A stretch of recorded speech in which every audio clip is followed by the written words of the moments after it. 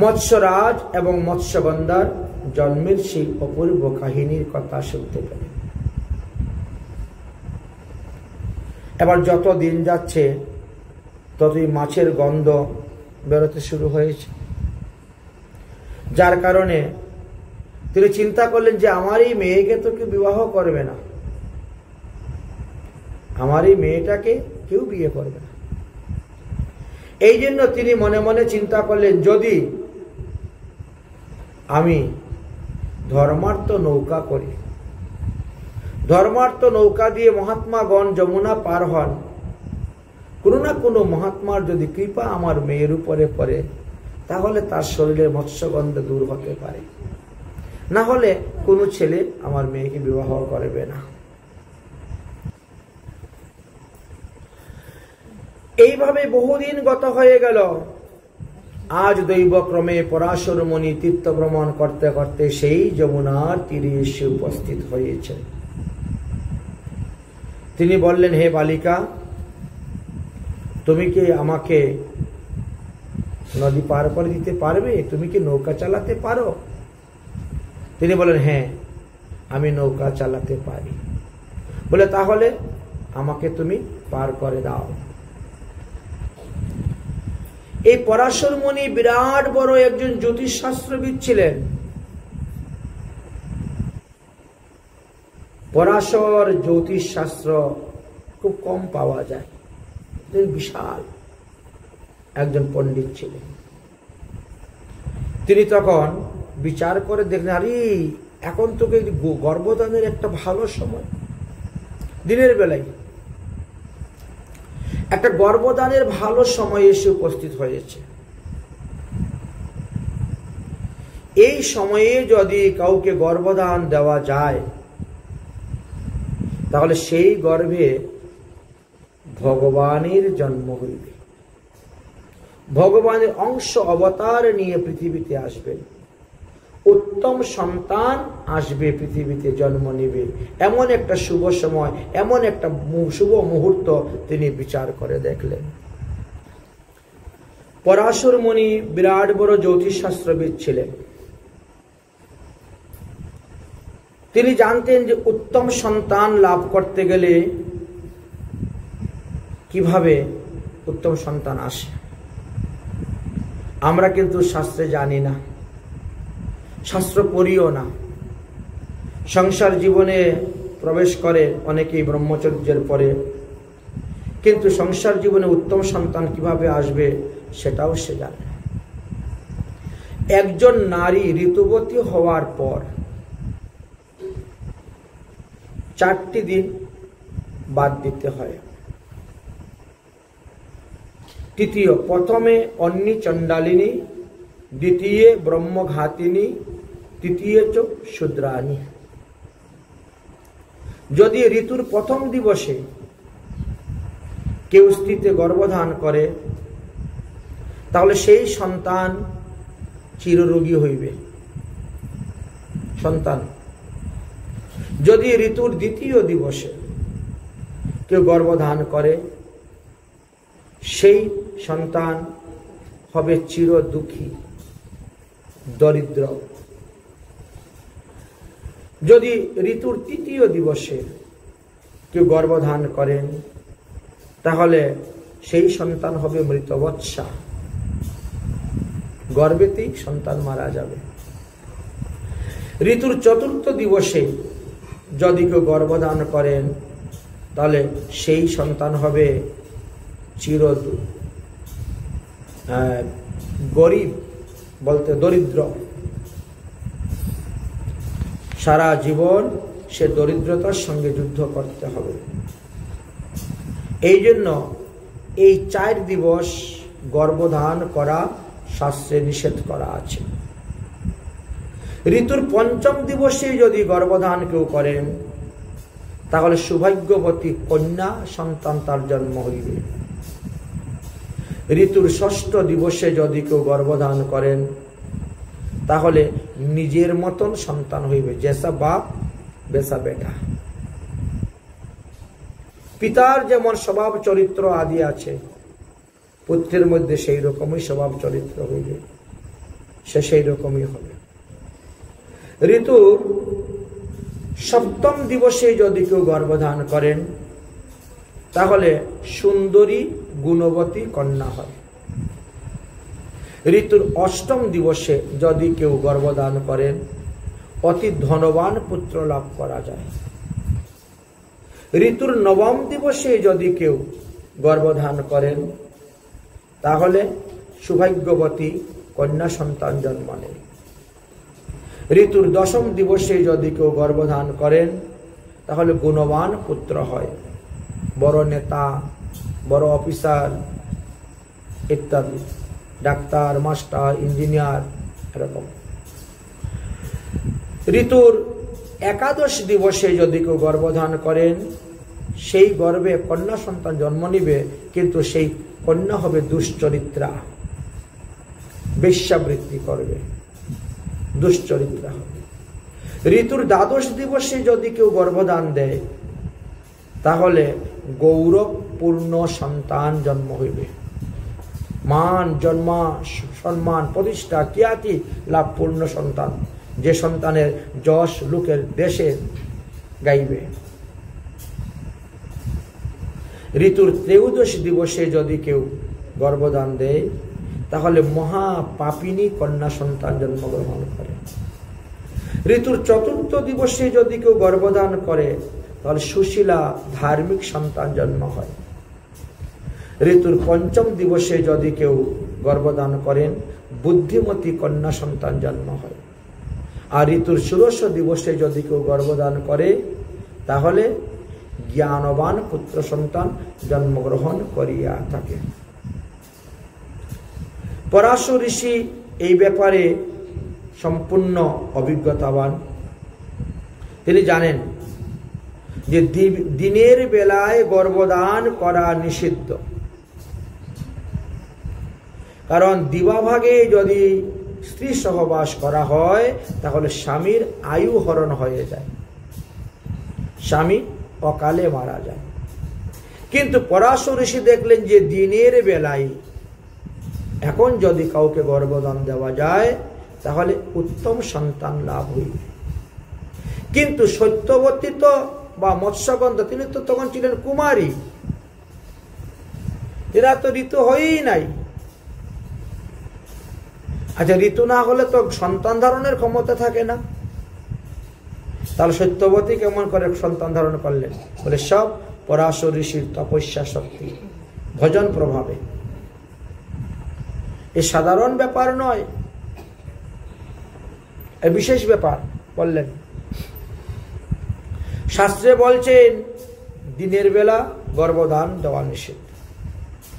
সন্ধ্যা 6টা থেকে 9টার মধ্যে যদি কেউ গর্ভদান দেয় সেই সন্তান হবে অল্প আয়ু, অল্পতে মারা যায়, অল্প বয়সে।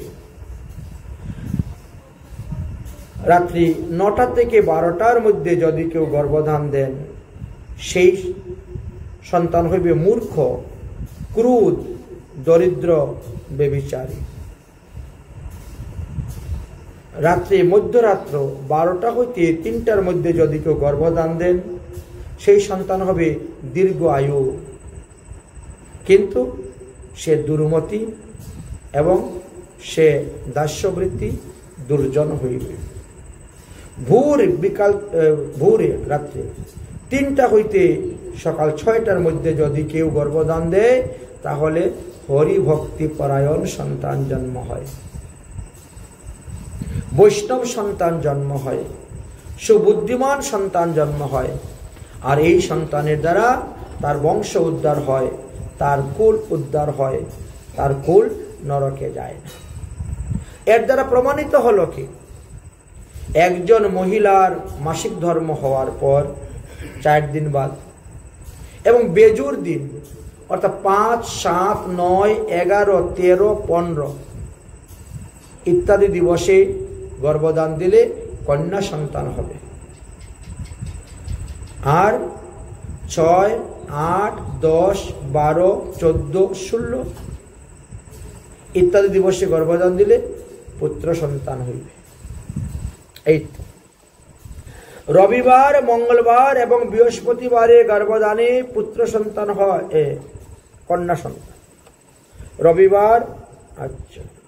রবিবার, মঙ্গলবার এবং বৃহস্পতিবার রাত্রে গর্ভদানে কন্যা সন্তান হয়। সোমবার, বুধবার আর শুক্রবার এবং শনিবার রাতে গর্ভদানে পুত্র সন্তান হয়ে থাকে। শুক্লপক্ষের গর্ভদানে পুত্র সন্তান হয়, কৃষ্ণপক্ষের গর্ভদানে কন্যা সন্তান হয়, ইত্যাদি ইত্যাদি ভাবে অনেক তত্ত্বের কথাই বর্ণন করে গিয়েছেন। এইভাবে পরাশর ঋষি একজন বিরাট বড় জ্যোতিষ ছিলেন। তিনি দেখলেন যে এই সময়ে যদি কাউকে গর্ভদান দেওয়া যায় তাহলে সেই গর্ভেতে ভগবানের অবতার হইবে, অংশ অবতার হইবে। তাই তিনি নির্লজ্জ হয়ে মৎস্যগন্ধার কাছে তিনি প্রার্থনা করলেন সহবাসে। মৎস্যগন্ধা বলছেন, হে ঋষিবর, আমার শরীরের মধ্যে মৎস্যের গন্ধ, আপনি তো আমার ধারে কাছেও আসতে পারবেন না, সহবাস সম্মুক্ত দূরের কথা। তিনি বললেন, আমি তোমার মৎস্যের গন্ধ দূর করে দেব আমার তপস্যা শক্তির দ্বারা। কিভাবে? দেখো, হাতের মধ্যে জল নিলেন, মন্ত্রপুত করে ছিটা দিলেন, সঙ্গে সঙ্গে মৎস্যগন্ধার শরীর থেকে সুঘ্রাণ বেরোতে শুরু হল। বললেন যে তোমার এই শরীরের ঘ্রাণ 12 কিলোমিটার দূর পর্যন্ত যাবে, তাই আজকে থেকে আমি তোমার নাম রাখলাম যুজনগন্ধা। যুজনগন্ধা 12 কিলোমিটার দূর থেকে ঘ্রাণ সঙ্গে সঙ্গে এসেছিলেন শান্তনু রাজা। এত সুন্দর ঘ্রাণ কোথার থেকে আসছে? এত সুন্দর ঘ্রাণ দেখি এই ঘুরতে ঘুরতে ঘুরতে ঘুরতে গিয়েছে, তাই যুজনগন্ধা। মহারাজ, আমি যে নাবালিকা, আমি নাবালিকা, আমার এখনো ঋতু হয় নাই। আরে আমি আমার মন্ত্রের দ্বারা, আমার তপস্যার দ্বারা আমি তোমাকে নাবালিকা থেকে সাবালিকা করে দিব। কিভাবে? দেখো, হাতে জল নিলেন, মন্ত্র বললেন, ছিটা দিলেন, নাবালিকা থেকে সাবালিকা হয়ে গেল। বাহ, ঋষির প্রভাব তো বিরাট প্রভাব। মহারাজ, এই নদীর মধ্যে দিনের বেলা সবাই মাছ ধরতেছে, অন্যান্য ধীবরেরা নৌকা চালাচ্ছে, আপনার সঙ্গে আমার এই কুকর্ম যদি কেউ দেখে ফেলে বাবার কাছে গিয়ে বলে দেয়, তাহলে বাবা কিন্তু আমাকে কেটে টুকরো টুকরো করে যমুনার জলে ভাসিয়ে ফেলে দিই। বাবা বড় খুব কঠিন করা। চিন্তা করো না দেবী, সেটাও আমি ব্যবস্থা করে দিচ্ছি। মুখের মধ্যে জল নিলেন, কুলুকুচি মারলেন, একেবারে ঘন কুয়াশা হয়ে গেল। এমন ঘন কুয়াশা হয়ে গেছে দিনের বেলায় 10 হাত দূর পর্যন্ত দেখা যায় না, এত ঘন কুয়াশা। সমস্ত নৌকা চলাচল বন্ধ, নদী দিবস। দেবী দেখলেন যে সর্বনাশ, এত তেজস্বী, এত তপস্বী ঋষি, আমি যদি তিনার মনোবাসনা পূর্ণ না করি তাহলে হয়তো ঋষি অভিসম্পাদ দিয়ে দিতে পারে, আমার কি না কি হতে পারে। ঋষির কৃপায় আমি মৎস্যগন্ধার থেকে যুজনগন্ধা হলাম, ঋষির কৃপায় আমি নাবালিকা থেকে সাবালিকা হলাম, আর ঋষির কৃপায় দিনের বেলায় রাতের মতো আরো অন্ধকার হয়ে গেল। এখন ঋষি যদি রেগে যায় তাহলে হয়তো অভিশাপ দিয়ে আমাকে কি না কি করে দিতে পারে। এই জন্য ঋষির মনোবাসনা তিনি পূর্ণ করতে রাজি হলেন। ঋষি এই সত্যবতীতেই গর্ভদান দিলেন। নৌকা ধীরে ধীরে চলছে, নৌকা ধীরে ধীরে ধীরে ধীরে যমুনার ওই পারে গিয়ে পৌঁছে গেছে। পরাশর ঋষি বলছে, সত্যবতী তুমি নৌকা থেকে নামো, নেমে নৌকাটাকে ধরো, তারপরে আমি নামব। যমুনার বালুচর দ্বীপ, যমুনার বালুচর দ্বীপ বলা, বিশাল বড় যমুনা তো ছিল। এখন তো আস্তে আস্তে সব নদী ছোট হয়ে যাচ্ছে, তখন বিশাল বড় ছিল যমুনা। সত্যবতীর এক পা নৌকার মধ্যে রয়েছে, আর একটা পা তিনি দ্বীপের মধ্যে দিয়েছেন। এমন সময় একটি সন্তান জন্ম হয়ে গেছে। সন্তান জন্ম হয়ে গেছে। সন্তানটিকে দেখতে একেবারে কালো কুচকুচে, কৃষ্ণের মতন। দ্বীপের মধ্যে মা পা দিয়েছে, ছেলের জন্ম হয়েছে, এই জন্য তার নাম রাখলেন কৃষ্ণদ্বৈপায়ন। ব্যাসদেবের আসল নাম হলো কৃষ্ণদ্বৈপায়ন। তিনি জন্মগ্রহণ করে উঠে দাঁড়িয়ে গেছেন। দাঁড়িয়েই তিনি পিতাকে প্রণাম করছেন, মাতাকে প্রণাম করছেন, আর প্রণাম করে বলছেন, মা, আমি বাবার সঙ্গে তপস্যা করতে চলে যাচ্ছি, বাবার সঙ্গে তীর্থ ভ্রমণ করতে চলে যাচ্ছি। যদি কোনোদিন কোনো প্রয়োজন ধরে আমাকে স্মরণ করবে, আমাকে স্মরণ করা মাত্রই আমি চলে আসব এবং আপনার আদেশ আমি পালন করব। অপ্রয়োজনে আমাকে ডাকবা না, বিশেষ প্রয়োজন হলে ডাকবে। তাহলে চিন্তা করেন, ভগবান তিনি আসলেন এই পরাশর ঋষির পুত্র রূপে কৃষ্ণদ্বৈপায়ন। তিনি বড় হওয়ার পর বেদকে বিভাজন করেছিলেন, 4 বেদে বিভক্ত করেছিলেন। ব্যাস মানে বিস্তার, বেদকে বিস্তার করেছিলেন। এই জন্য তিনার নাম হয়ে গেল বেদব্যাস। তিনি বদরিকা আশ্রমে বসে তপস্যা করেছিলেন। বদরি ফল মানে কুল ফল, আমরা যাকে কাঁচা ভাষায় বলি বড়ই, বুঝেছেন? কুল ফল, সেই বড়ই গাছের নিচে বা কুল ফলে বৃক্ষের নিচে বসে তপস্যা করেছিলেন। এই জন্য তেনাকে বাদরায়ণও বলা হয়। তিনি পরবর্তী সময়ে বিবাহ করেছিলেন, স্ত্রীর নাম ছিল অরুণ দেবী। মতান্তরে নাম দেওয়া আছে বিটিকা। কেউ বলছেন অরুণা, কেউ বলছেন বিটিকা, থাকতে পারে, একজনের দুটো নামও থাকতে পারে। আর তার থেকেই সুখদেব গোস্বামী জন্মগ্রহণ করেছিলেন। তাই শাস্ত্রে বলছেন, পিতা পরাশরো যস্য শুকদেবস্য পিতা তস্য ব্যাসং বদরিবাসং কৃষ্ণং দ্বৈপায়নম ভজে। সেই কৃষ্ণ দ্বৈপায়ন বেদব্যাসকে আমরা ভজনা করি।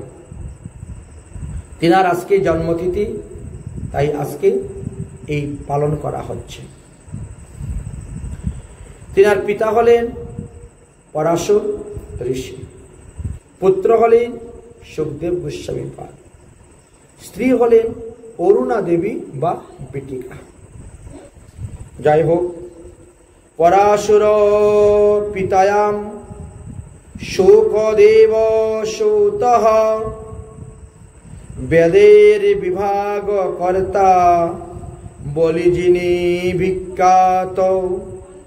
বদরিকায় আশ্রমে যার নিয়ত বসতি, কৃষ্ণ বর্ণে বিভূষিত তাহার মূরতি। দ্বীপের উপর হইতে জন্ম যাহার, সেই ব্যাসদেবের চরণে আমার কোটি নমস্কার। বলো ব্যাস অবতার ভগবান কি, ভগবান ব্যাসদেব কি। বৈশিষ্ট্যস্য প্রণপাতং সকিতেরো প্রজ্ঞ জগৎ পুরুষম পরাশুর আত্মজং ব্যাসং সুকতাতং নমাম্যহম। বৈশিষ্ট্যের প্রপুত্র শক্তি, পুত্র যারে গণি, পরাশুর পুত্র সুপিতা হন তিনি। সত্যবতীর পুত্র বলে পরিচিত যাহার, সেই ব্যাসদেবের পদে প্রণতি আমার। বল ব্যাসদেব ভগবান কি, ব্যাস পূর্ণিমা কি, ব্যাসদেবের আবির্ভাব তিথি কি। তাহলে ভগবান ব্যাসদেবের জন্ম হলো, তারপরে সত্যবতী আবার যেই রূপ সেই রকম হয়ে গেলেন। সে ঋষির কৃপা, কেউ বুঝতে পারল না, কেউ জানতে পারল না, যেমন তেমন হয়ে গেল। তারপরে মহারাজ শান্তনু তিনি এই ফুলের ঘ্রাণ, মানে এই মৎস্যগন্ধা দেহের, যোজনগন্ধা দেহের ঘ্রাণ পেয়ে পেয়ে তিনি শিকার করতে গিয়েছিলেন, গিয়ে উপস্থিত হলেন এবং সত্যবতীকে বিবাহের প্রস্তাব দিলেন। সত্যবতীকে বিবাহের যখন প্রস্তাব দিলেন তখন ধীবর বলছেন, আপনি তো বিবাহিত, আপনার পুত্র তো একজন আছেই, কে? পিতামহ ভীষ্ম, যাকে বলি আমরা গঙ্গা পুত্র ভীষ্ম। তো বড় পুত্রই তো দেশের রাজা হবে, এটা নিয়ম। আমার মেয়েকে আপনার কাছে বিবাহ দিব না, কারণ তার থেকে যে সন্তান হবে সে রাজা হতে পারবে না, এই জন্য দিব না। বড় চিন্তিত হয়ে গেলেন, কি করবেন। বাড়িতে এসে মৌন, কারোর সঙ্গে কোনো কথা নেই। গঙ্গা পুত্র ভীষ্ম বুঝতে পারলেন পিতার কোনো একটা দুঃখ আছে। হে পিতাজি, আপনার দুঃখের কারণ কি আমাকে বলুন, আমি চেষ্টা করব আপনার দুঃখ দূর করতে। এখন তিনি পিতা হয়ে কেমন করে পুত্রের কাছে এই কথা বলুন। যাক, মন্ত্রীর দ্বারা বলানো হলো। পিতার সুখের জন্য তিনি তখন প্রতিজ্ঞা করলেন, ভীষ্মদেব গঙ্গা, আমি আজীবন ব্রহ্মচর্য পালন করব, আমি বিবাহ করব না, আমি অন্য কোথায় সন্তান উৎপাদন করব না। আর কি প্রতিজ্ঞা করলেন? আমি রাজগদ্দিতে বসব না, রাজা হব না। এই সত্যবতীর গর্ভে আমার পিতার ঔরসে যারা জন্ম নিবে তাদেরকে আমি রাজা করব, রাজগদ্দিতে বসবো, তাদের বংশদেরকে আমার দেহে যতক্ষণ প্রাণ আছে ততক্ষণ দেখব, তাদেরকে রক্ষা করব, প্রাণ দিয়েও তাদেরকে রক্ষা করব। এত বড় প্রতিজ্ঞা নিয়েছে, যে প্রতিজ্ঞার কারণে শান্তনু সন্তুষ্ট হয়ে গেলেন। এবং শান্তনু তখন বললেন, যা বেটা, তোকে আমি বর দিলাম, তো অমর বর, ইচ্ছা মৃত্যু বর। ইচ্ছা মৃত্যু মানে অমর। আমি তোমাকে বর দিলাম ইচ্ছা মৃত্যু, তুমি যেদিন ইচ্ছা করবে সেদিনই তুমি মরবে, না হলে তুমি মরবে না। ইচ্ছা মৃত্যু অমর বর দিল। দিয়ে তখন সত্যবতীকে রাজি করানোর জন্য গঙ্গাপুত্র ভীষ্ম চলে গেলেন, ধীবরের কাছে প্রতিজ্ঞা করলেন, সত্যবতীর কাছে প্রতিজ্ঞা করলেন, তারপরে পিতার বিবাহের ব্যবস্থা করলেন। এবার কি হলো? শান্তনু রাজার ঔরসে সত্যবতীর গর্ভে এবার বিয়ে হলো। তো ব্যাসের জন্ম বিয়ের আগে, সত্যবতীর বিয়ের আগে সন্তান। পরাশু ঋষি আচ্ছা কুমারী অবস্থায় শান্তনু রাজা বিবাহ করলেন। শান্তনু রাজার ঔরসে এবার জন্ম নিলেন চিত্রাঙ্গদ আর বিচিত্র বীর্য নামে দুই সন্তান। চিত্রাঙ্গদ গন্ধর্বদের সঙ্গে যুদ্ধ করতে গিয়ে মারা গেলেন।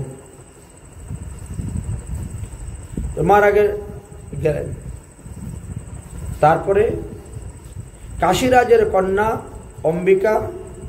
অম্বালিকাকে নিয়ে আসলেন। এনে বিচিত্র বীর্যকে বিবাহ দিয়ে দিল করিয়া।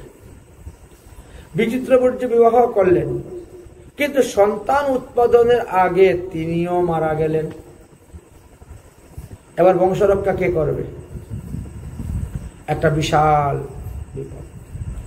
এই বংশ রক্ষা করার জন্য সত্যবতী তখন ব্যাসদেবকে ডাকলেন। ব্যাসদেব, তুমি আসো, তুমি তো আমার পুত্র, তুমি এখন আমার বংশ রক্ষা করে যাও। আচ্ছা, ব্যাসদেবের কৃপায় অম্বিকার গর্ভে অন্ধ ধৃতরাষ্ট্র জন্ম নিলেন। মাতৃদোষে অন্ধ হয়েছিলেন। অম্বালিকার গর্ভে পাণ্ডু জন্মগ্রহণ করলেন। দ্বিতীয়বার সত্যবতী আবার বলেছিলেন অম্বালিকাকে, তোমার তো এই ছেলেটা ভালো হয় নাই, অন্ধ ছেলে জন্ম, তুমি আবার যাও, গিয়ে তুমি সন্তান আনো। কিন্তু তিনি গেলেন না। তিনি না গিয়ে কি করলেন? এক দাসীকে পাঠিয়ে দিলেন,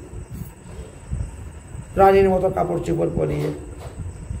আর সেই রানীর, সেই দাসীর গর্ভে জন্মগ্রহণ করলেন বিদুর মহাশয়।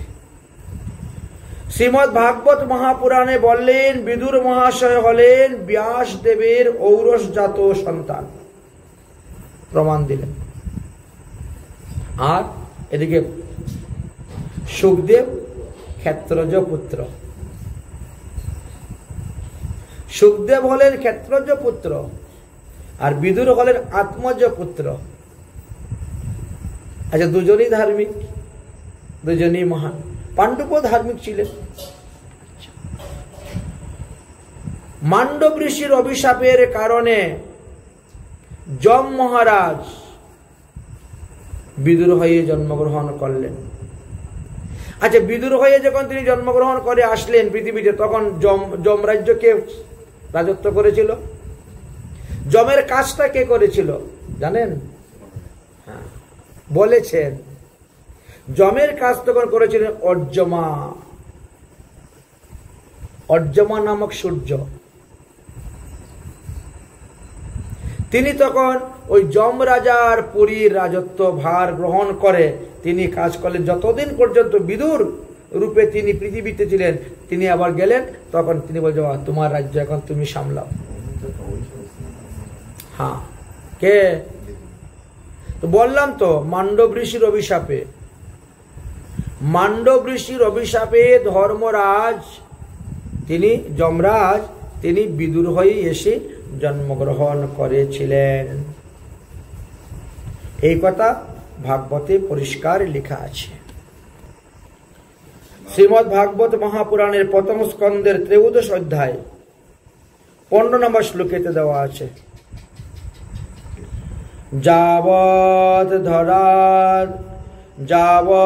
ধরাহ শূদ্রতম সপাদম শতবর্ষ যম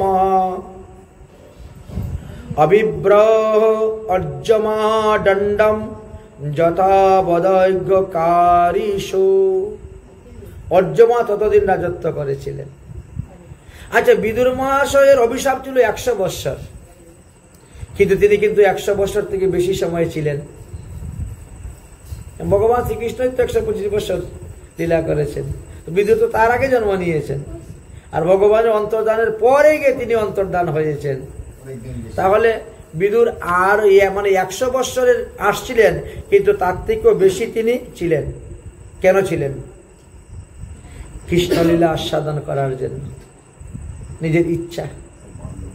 হ্যাঁ, অভিসম্পদ আমার 100 বৎসর আছে, কিন্তু বাকি সময়টা আমি এইভাবে। এই জন্য বিদুর মহাশয় ভগবত লীলা দর্শন করার জন্য তিনি ছিলেন। বুঝেছেন তো? এইভাবে ভগবান ব্যাসদেবের অনেক লীলা কথা আছে। তিনি আমাদের জন্য গীতা রচনা করে গিয়েছেন। তিনি শ্রীমদ্ ভাগবত মহাপুরাণ আদি 18টি পুরাণ রচনা করে গিয়েছেন। তিনি সাম, বেদ, ঋগ, অথর্ব, 6 শাস্ত্র, 4 বেদ, 18 পুরাণ, কত কত উপপুরাণ, গীতা, ভাগবত, এমনকি মহাভারত বৃহৎ রচনা করে গিয়েছে। একমাত্র জীবের মঙ্গলের জন্য, জীবের কল্যাণের জন্য। সেই ব্যাসদেবের পূজা হলো আজকে। কিভাবে ব্যাসদেবের পূজা করতে হয় সেই কথাও শাস্ত্রে আলোচনা করেছেন। আজ আমরা ব্যাসদেবের পূজা করেছি। কিভাবে পূজা করতে হয় বলেন, প্রথমে আপনি চন্দন নেবেন, নিয়ে জয়তি পরাশুর সনো সত্যবতী হৃদয় নন্দন ব্যাসম জৈষ্য ঐশ্য কমলম গলিতং বাংময়ং অমৃতম জগত পিবতি ইতি সচন্দন শ্রী ব্যাসদেবায় নমো নমঃ বলে ব্যাসদেবকে চন্দন দিবেন। তারপরে আপনি ফুল নেবেন, হাতে ফুলের মালা নেবেন। নমো তস্मै ভগবতে ব্যাসায় ইতি তেজস্যে পুঞ্জম জ্ঞানম অয়ম সৌমং যতে মুখহাসুরহাসনম অনয়া পূজয়া ভগবান ব্যাস পিতার্থং নমঃ বলে আপনি দিলেন, ফুল অর্পণ করলেন, ফুলের মালা অর্পণ করলেন, তুলসী পাতা অর্পণ করলেন। ব্যাসং বিষ্ণুরূপায় ব্যাসরূপায় বিষ্ণুবে নমো বৈ ব্রহ্মণ্য নিদায় বৈশিষ্ট্যায় নমো নমঃ। এবার আপনি অর্পণ করলেন। পুষ্পাঞ্জলি এতৎ সচন্দনম নানা সুগন্ধি পুষ্পানি যথা কালে ভবানি চ পুষ্পাঞ্জলি ময়া দিতম গৃহাণম পরমেশ্বর ওম ভগবতে ব্যাসায় নমো নমঃ। এইভাবে ব্যাসদেবকে পূজা করার কথা বলেছেন। এই ব্যাস পূজা কলিযুগ পাবন অবতার শ্রী শ্রী গৌরাঙ্গ মহাপ্রভু করেছেন, শ্রীম নিত্যানন্দ প্রভু করেছেন, তার প্রমাণও শাস্ত্রে আলোচনা করা আছে। তাই আসুন, এতক্ষণ আমরা ব্যাসের জন্ম কথা আলোচনা করলাম, ব্যাসের সংক্ষিপ্ত জীবনীর কথা আলোচনা করলাম। এবার আমরা মহাপ্রভু কিভাবে ব্যাস পূজা করেছিলেন, নিত্যানন্দ প্রভু কিভাবে ব্যাস পূজা করেছিলেন এবং কার বাড়িতে ব্যাস পূজা করেছিলেন, কিভাবে করেছিলেন সেই কথা আস্বাদন করব।